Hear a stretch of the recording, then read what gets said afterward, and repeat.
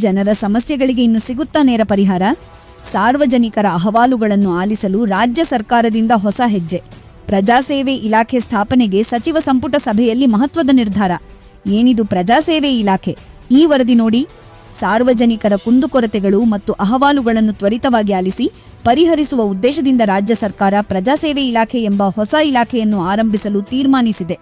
ಸಚಿವ ಸಂಪುಟ ಸಭೆಯ ಬಳಿಕ ಮುಖ್ಯಮಂತ್ರಿ ಡಿ.ಕೆ.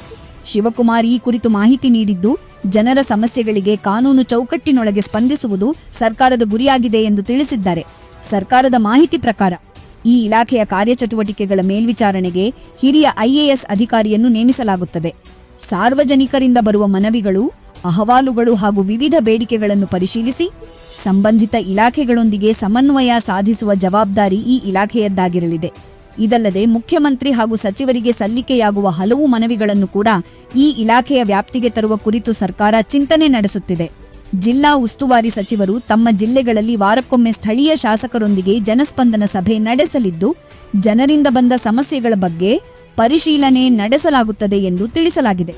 ಜನರ ಅಹವಾಲುಗಳಿಗೆ ಒಂದೇ ವೇದಿಕೆಯಲ್ಲಿ ಸ್ಪಂದನೆ ನೀಡುವ ಉದ್ದೇಶದಿಂದ ಪ್ರಜಾಸೇವೆ ಇಲಾಖೆ ಸ್ಥಾಪನೆಯ ನಿರ್ಧಾರ ಕೈಗೊಳ್ಳಲಾಗಿದೆ. ಈ ಹೊಸ ವ್ಯವಸ್ಥೆ ಜನರ ಸಮಸ್ಯೆಗಳ ಪರಿಹಾರದಲ್ಲಿ ಎಷ್ಟು ಪರಿಣಾಮಕಾರಿಯಾಗಲಿದೆ ಎಂಬುದು ಮುಂದಿನ ದಿನಗಳಲ್ಲಿ ಸ್ಪಷ್ಟವಾಗಲಿದೆ. Bureau report, Indian public news, Bengaluru. ಸಾಮಾನ್ಯ ಕಾನೂನು ಪ್ರಕಾರ ಇದ್ರೆ ಎಲ್ಲರಿಗೂ ಹಾಗೆ ಆಗೋಗ್ತದೆ. ಬಟ್ ಇದರ ಸಮಸ್ಯೆ ಇದ್ರೆ ಬರ್ತದೆ. ಸಮಸ್ಯೆ ಇರುವಾಗ ನಾವೇನಾದ್ರೂ ನ್ಯಾಯ ಕೊಡಕ್ಕೆ ಸಾಧ್ಯನಾ? ನಮ್ಮಿಂದ ಅಧಿಕಾರಿಗಳಿಂದ ಯಾರ್ದಾದ್ರು ತಪ್ಪಿತ್ತು ಅಂತಂದ್ರೆ ಅದನ್ನು ರೆಕ್ಟಿಫೈ ಮಾಡೋಕ್ಕಾಗ್ತದ ಅನ್ನೋದು ಬಹಳ ಮುಖ್ಯವಾದಂಥ ವಿಚಾರ. ಸೊ ಈ ಹಿನ್ನೆಲೆಯಲ್ಲಿ ನಾವು ಒಂದು ಸಪ್ರೇಟ್ ಮಿನಿಸ್ಟ್ರಿ, ಪ್ರಜಾಸೇವೆ ಇಲಾಖೆ ಅಂತ ಹೇಳಿ ಹೊಸಗೆ ಮಿನಿಸ್ಟ್ರಿನೇ ಫಾರ್ಮೇಷನ್ ಮಾಡ್ತಾ ಇದ್ದೀವಿ. ಅದಕ್ಕೊಂದು ಸಪ್ರೇಟ್ ಮಿನಿಸ್ಟ್ರಿ ಕೂಡ ಆ ಡಿಪಾರ್ಟ್ಮೆಂಟ್ನ ಅಟ್ಯಾಚ್ಮೆಂಟ್ ಮಾಡ್ತಾ ಇದ್ದೀನಿ. ಸೊ ಆ ಮಿನಿಸ್ಟ್ರು ಕೂಡ ಕೆಲವು ಸಂದರ್ಭದಲ್ಲಿ ರಿವ್ಯೂ ಮಾಡ್ತಾ ಇರ್ತಾರೆ.